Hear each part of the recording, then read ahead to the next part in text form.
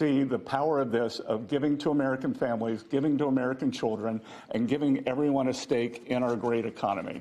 So thank you very much.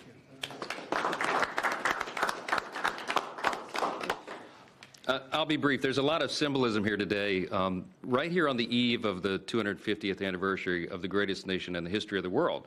We are the greatest nation by any objective measure. We're the most free, most powerful, most successful, and most benevolent nation that's ever been. And I think what you're seeing here is another exhibit of that.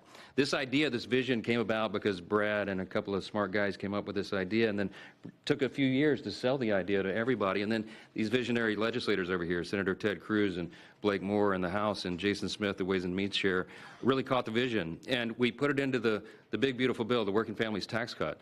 We've been saying all along that was drafted to really help lower and middle class earners in America. And this is one of the great features. One of the perils of having the big, beautiful bill and having it all in there together, the President and I have talked about many times, is that there's so many great things in that legislation, we don't have enough time to talk about all of it. So we need a moment to really focus on this. Giving Tuesday is a perfect time to do it. And it's absolutely perfect, I think, that July 5th becomes the operational date right after the nation's birthday. So what we're going to see here is a model that I don't think anyone has done anywhere in the world. They wouldn't have the capability to do it. They wouldn't have philanthropists and great Americans with big hearts like this who've earned their way and really fulfilled the American dream. And they have a vision and a desire for more and more people to do that. And so now more and more Americans will. It kind of evens the playing field in a way, right? And everybody has an opportunity. So we're just excited to be a part of it, grateful to the vision, grateful to a president who leads from the front, who understands the potential of something like this. And this will be one of the many marquee achievements of the Trump administration. This will be one that people remember for a long, long time. And I think it can change the country. So thanks, Mr. President. Thanks, Brad, all of you for being a part. Thank you to the Dells. Really amazing. Thank you. Sure. Thank you. Ted, please. Well, I want to congratulate all the men and women up here. And, Mr. President, I think objectively on the merits, the case can be made that there has never been a president who's had a greater positive impact on the children of America than you have. And in particular, in this one big, beautiful bill, I think the two most long-lasting and far-reaching provisions are, number one, the school choice provision that you signed into law that is going to unleash tens of billions of dollars to scholarships to low-income kids all over the country and is going to change the lives of millions of kids. And the second provision is this provision right here, the Trump accounts. These Trump accounts, starting on July 4th, every child in America will have a personal investment account opened for them. Newborn children will have it seeded with $1,000. Parents and family and employers can contribute up to $5,000 a year in a tax-advantaged account. That money will be invested in the S&P 500 in the stock market, broad-based equity index account. Two massive benefits that change this country. Number one, every child in America will experience the benefits of compound growth. Take a little girl born next year. She's born next year. She has the account opened for her. $1,000 is automatically seeded. Her parents or family or an employer puts $5,000 a year each year into that account. If you assume the historic rate of growth of the S&P 500, which is 7% a year, by the time that little girl is 18, she will have $170,000 in that account. And if she keeps saving, by the time that little girl is 35, she will have $700,000 in that account. That is game-changing, and we're not talking the children of Michael and Susan Dell, the children of Donald Trump, the children of people of great success. We're talking the kids of a single mom waiting tables who could have $700,000 saved by the time she's 35 to get an education, to start a business, to buy a house. That changes their whole lives. But the second benefit, and what I'm really excited about, is we are creating a new generation of capitalists. Every child in America is going to be an owner of the biggest employers in this country. We've all seen the sad statistics of how many kids are losing faith in capitalism. Well, 10 years from now, a little boy is going to pull out his phone and he's going to look at his app and he's going to see his Trump account. And instead of thinking of big, bad, scary corporations, that little boy is going to say, I own $50 of Apple. I own $100 of Dell. I own $75 of McDonald's. and every child is an owner of the biggest employers in this country. That will transform this country. Mr. President, thank you for signing it. Let me say, Brad, this would not be a law if Brad Gerstner did not pursue it with absolute dogged determination, relentless. I've gotten calls and texts from Brad at 6 a.m. and at 2 a.m. You may sleep less than the president, Brad, and that is a remarkable thing because I don't think he sleeps at all. And finally, I'll just say to Michael and Susan, incredible Texans, $6.25 billion is extraordinarily generous. Let me say, on behalf of 25 million kids who just got a gift from Michael and Susan, and it's not a gift of a video game, it's not a gift of a bicycle, it's an investment in their future. That changes their lives, and I hope and believe Michael and Susan are going to inspire millions across the country to do the same thing. When Congress passed Section 401k of the ERISA, I don't know that anyone realized how much it would change retirement plans. There's now trillions of dollars in 401k plans. They're going to be trillions of dollars in these. These are 401ks for kids. And, Mr. President, these Trump accounts exist because you signed them. Thank you for your leadership. It's an honor to work with you. Jason, if you would just say a couple of words, and Brett, come on up for a second. Perfect.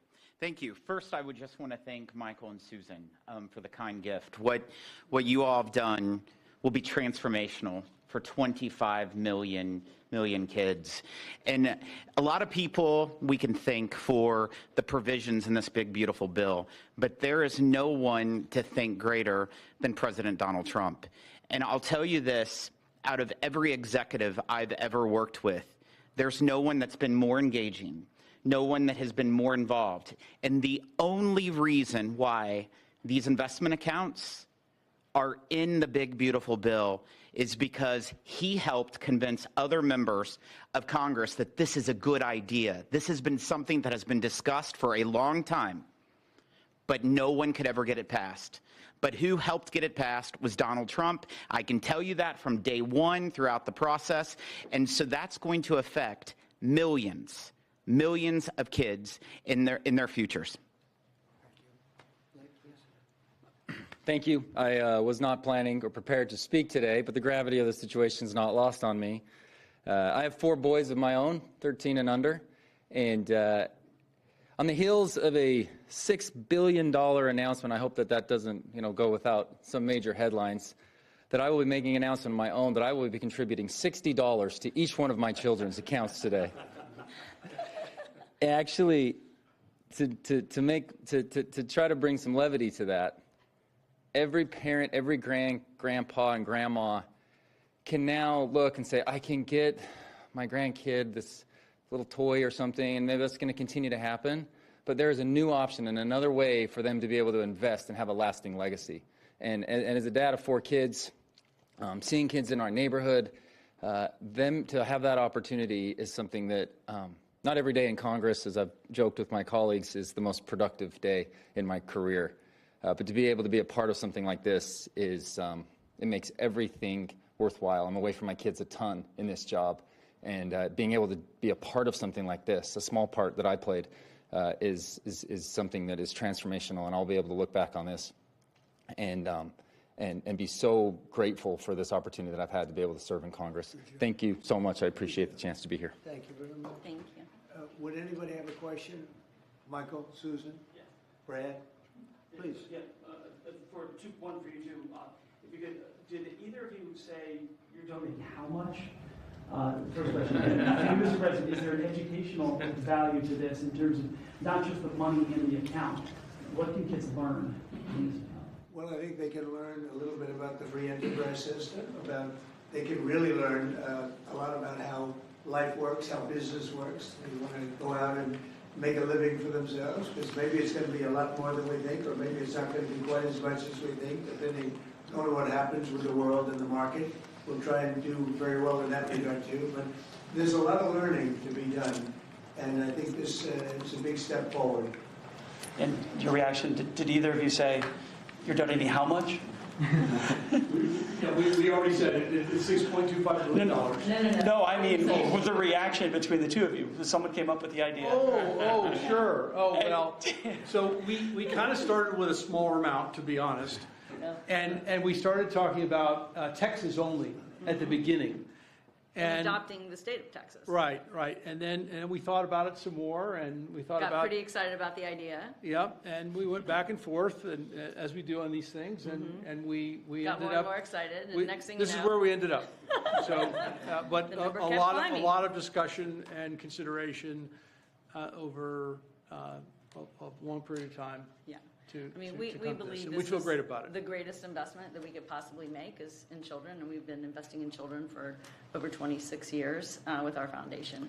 Yeah, and you know, there are 30 states already that require at least one semester of financial literacy, and hopefully all 50 states will do that. And you know, as children begin to understand that they have these accounts, that creates a real need for our schools, our parents, our community organizations to really begin to grow financial literacy in the country, which can only be a good thing.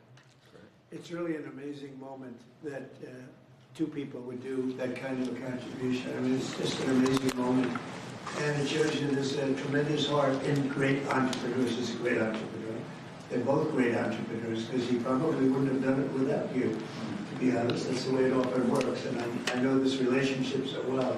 There could be a lot of truth to that. But it shows you that there's a big heart in some pretty tough people. He's a tough cookie, but he's got a very, very warm spot.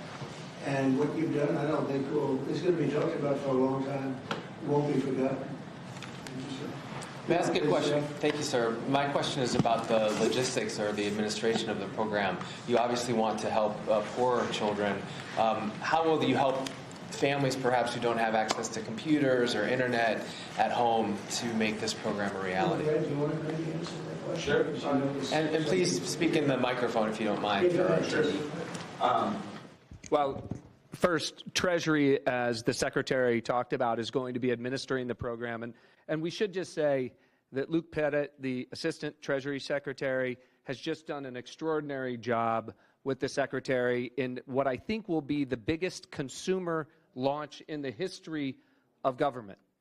60 million accounts are going to get created next year. And these accounts are going to be promulgated. All parents are going to have to do is to claim the account. So if they have access to an Android phone or a public library to go to a computer and gain access, they can claim that account. And whether they claim it or not, the account is going to continue to compound. So they don't have a deadline by which they have to claim the account. There's time, right? And there's going to be a lot of resources. Think about this. Kids in school, we're going to have schools engaged, helping to tell them that they need to claim their accounts, to educate them, et cetera. We're going to run a big public campaign around this. So we're just getting started. Today is day one.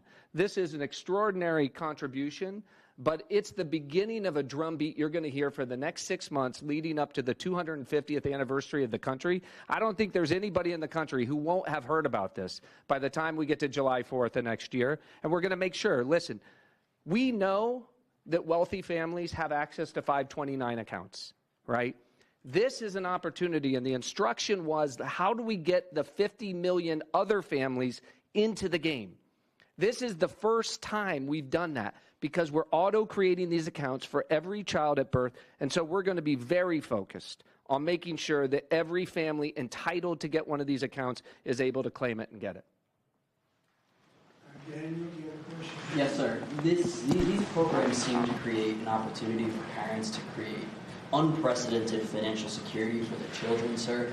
Do you believe that these accounts will be a big part of your legacy when everything goes down? We've heard talks about you think legacy as a peacemaker, but this is a really big deal. Yeah, I appreciate that. I do think so, and I think it's a big part of everybody up here today. This was a group that was very instrumental, and in particular, obviously, Michael and Susan, it's a big part of their legacy. You know, they've got a big legacy anyway, but this is maybe going to be as important or more important than anything they've done thus far. It's, looking back in 100 years from now, I think you're going to see some things that they'll be talking about this very day. So thank you for that question. Yes, please. Thank you, Mr. President. These accounts were originally discussed as a way to incentivize people to have more children. Are there any other policy proposals you're looking at like this to encourage the birth rate to increase? Well, we are looking at programs. We're looking at, there's a certain Australian plan that people are liking and they're talking about. You know what I mean? There's a plan where, not for children necessarily, but it's for people, working people. And we are looking at other things different from this. I think this is very unique, but different from this, but very important. Yeah. You mean the Australian retirement savings program? Say it? You mean the Australian retirement savings That's what they're program? talking about. Yep, we're looking at it very seriously. It's a good plan. It's worked out very well. Yeah, please. Mr. President, can you talk about what tax benefits these accounts come with? The information sheet that we just received said that when a child turns 18, they'll be treated like traditional IRAs and subject to a 10% withdrawal tax. Please, can you speak to when Sure. our children became able to access these funds? They can access them when they're 18, or they can convert them to an IRA at that time. During the 18 years, parents or employers can donate with a tax deduction up to $5,000 into each account, and then philanthropists, like Michael and Susan, can add an unlimited amount to the accounts. So $5,000 from employees or families, and then gifts from foundations and philanthropists can be an unlimited amount. Mr. President, you said that you have been talking to your wealthy friends, as well as you, Mr. Dell, about contributing. Can you walk us through maybe who you've been talking to and how much more we can expect on top of I think the people you probably would think I would be talking to. There's a group of people out there that have been very successful, and we've already started talking to them. We're doing ballrooms, we're doing arcs, we have a thing that's being planned that's going to be a great tribute to the country, as you know. You probably heard about it. The arc that we're looking at by the bridge near Arlington, there's going to be something. We're doing some other things for Washington itself and for the country itself. But a lot of the people that have, gone in and done a real job with that. The ballroom, I think Michael and Susan, the next time we meet, well, I think hopefully we'll meet before then, but we're going to have a big event over in the ballroom to celebrate this. We're building a ballroom that they've wanted at this beautiful White House for 150 years. They've wanted it so badly. Right now we can hold 109 people if you're lucky in a room. It's a beautiful room, but it's 109 people, and we're building something. You see the trucks in the back. You see the clanging, the banging, and when it's completed, it'll be one of the greatest ballrooms anywhere in the world. It's going to be amazing. So people that were involved in that process, I have a lot of friends with a lot of success, and every one of them, I would be shocked if anyone turns us down. We're going to have a lot of big contributors, Jeff. On a separate topic, if I may, sir, you had a call with Brazil's President Lula today. Can you tell us what you discussed? Yeah, we had a great talk. We talked about trade. We talked about sanctions, because, as you know, I sanctioned them, having to do with certain things that took place. But we had a very good talk. I like him. Very good. We had some good meetings, as you know, but we had a very good talk today. Yes, I did. You also pardoned the former president of Honduras, and he was released from prison yesterday. I did. Well, he was the president, and they had some drugs being sold in their country, and because he was the president, they went after him. That was a Biden horrible witch hunt, which was, a lot of people in Honduras asked me to do that, and I did it. I feel very good about it. If you have some drug dealers in your country and you're the president, you don't necessarily put the president in jail for 45 years. That was a Biden-inspired witch hunt. Did his letter impact your decision on that, sir, from Mr. Stone? Thank you so much, Mr. President. Your decisions, recent decisions to Syria, renewed many hopes for the Syrian people. And now the minorities in Syria, like Kurds, Christians, and Jews, they want help. U.S. help them to have some sort of autonomy and their rights being protected in the Syria. How do you we're going to give them help, and I think Syria has come a long way. The new leader of Syria was here, as you know, 3 weeks ago, and he was really into making that country, bringing the country, and not an easy job. Not an easy job. It's centuries of problems. But I think he's going to do a good job. I mean, I have a lot of confidence in him. Yeah, please. Mr. President. In the broader context of the economy with these childhood investments, we just saw the biggest Black Friday in history, up 4.1% from last year, $26 billion. Kevin told me about that. We also saw that they're going to spend $1 trillion on Christmas this year, $1 trillion. Yeah. Increasing 4.1%. 25 states, gas is below $3, a handful below $2.50 and getting better. Energy policy matters. I like this guy. And timing matters. Who are you with? Real American Voice. That's what I heard. That's what I heard. But I like timing you very matters. much. Keep talking. So if you invest in these children now, the economy, the better the economy is, the better for the children, right? We're in a pretty good spot right now. Sure.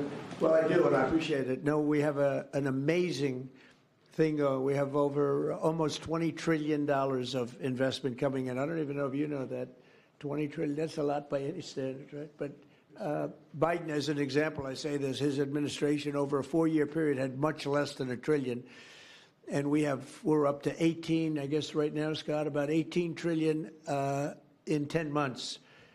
And there's never been a country, China, no country has ever done anything even close to that. Even if you figure 20% of that, no country's done 20%. And it's because of tariffs and I think because of November 5th, the election day. But we have now under construction, I guarantee you're expanding a lot of your different places, right, for Dell. But we have places like that. We have car companies. We have AI coming in at levels. Nobody's ever seen anything like it. It's amazing. And all of these places, hundreds and hundreds of plants, thousands, they're going to be opening, and they're going to be producing a lot of success, a lot of jobs. And I say it all the time. The king of Saudi Arabia said to me a year ago, he said, 1 year ago, your country was dead. And now you've got the hottest country anywhere in the world, and that's what we have. And it's one of the reasons Michael's able to do this. It's one of the reasons I'm able to be here and, having really run a very successful campaign. We won all 7 swing states. We won the popular vote by millions. We won the districts. I'll tell you, the district vote is the most impressive. 2,750 compared to 550. That's some difference. And we just had a tremendous election and a tremendous vote of confidence. And thank you very much for that question. Thank you. Mr. President, if enough conservative lawmakers say they won't extend ACA subsidies, will you make a deal with Democrats? Thank you, Press. Mr. President, Thank you, Press. will you make a deal with Democrats on ACA subsidies? Thank you. I'd like to end with that question. Expand the travel ban, Mr. President. All right, can't help it. It's very glamorous.